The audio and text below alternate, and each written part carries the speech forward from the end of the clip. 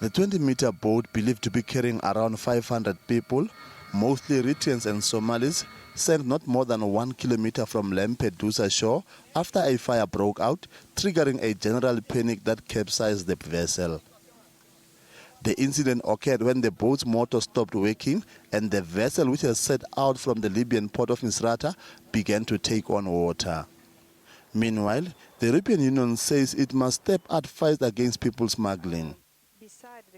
The spokesperson for the EU Commissioner for Home Affairs, Michel Secon, says they are saddened by the drowning incident and has promised to step up its game against human trafficking.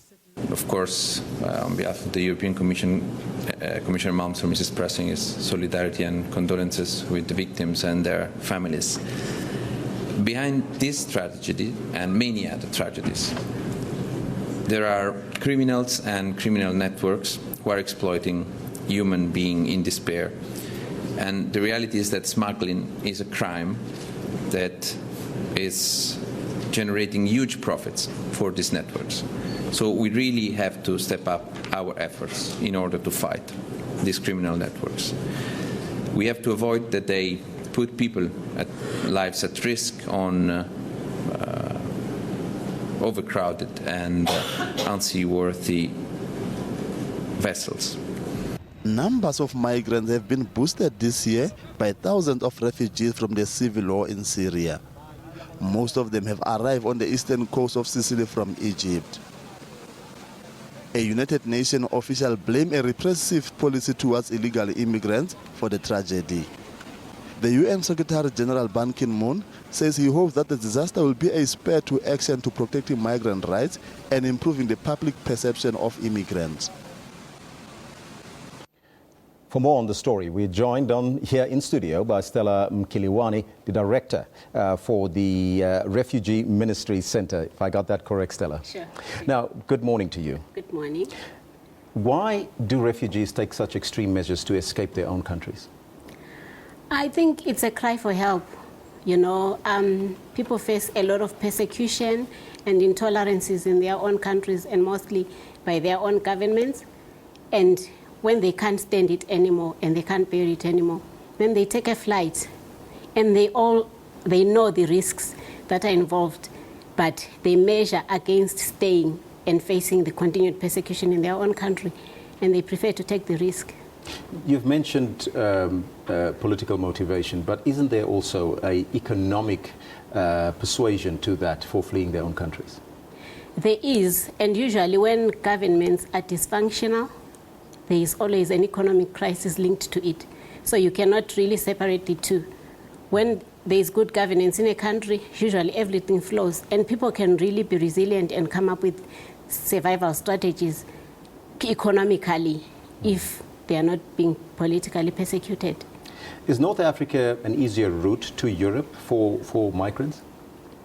I think they don't have a choice, because I think the challenge for refugees especially is that they can't go and apply to be recognized as a refugee in their own country at the embassies for those countries where they intend to get protection.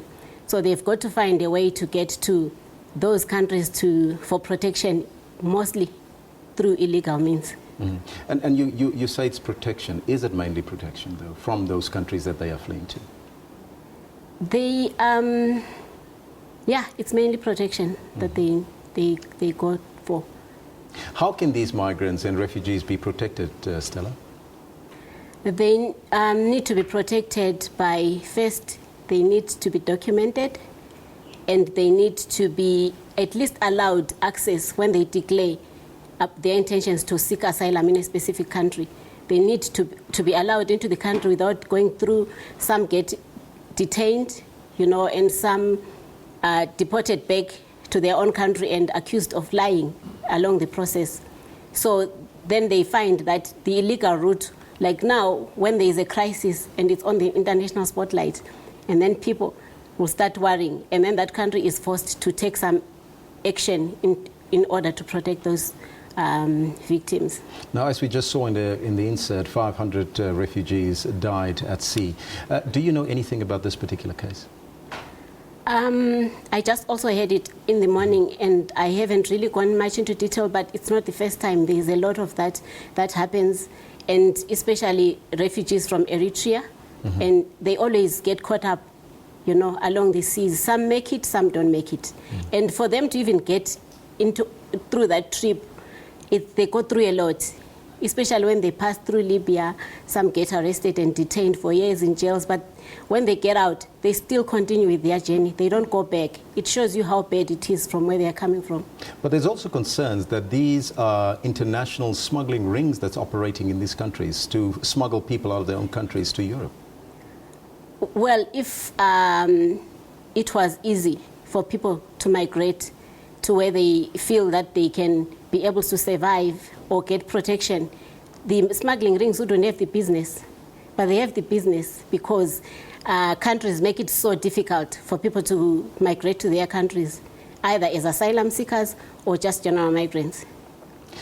As the Refugee Ministry Center, what would you propose happens? I think it's time countries look at this situation and the risks that are involved, especially for refugees. One, the fear of persecution in their own countries, you know, failing to express who they are. Some leave because they are LGBT, some leave because they've got a different political opinion, and some leave because of their religion. So they've got to get some protection in a space where they feel safe and are allowed to be who they are. And for that to happen, countries have to come up with a way where refugees are able to arrive in those countries without having to struggle to get visas. And maybe, if possible, embassies should allow those people that feel threatened and persecuted to approach them for visas before they even leave, so that they can travel safely, than promoting the smuggling rings. And they are promoting them because they will make money. People will be desperate to leave. So are you suggesting then that countries relax their laws, their immigration laws to that effect? Not relax. There is a security portion involved in terms of migration.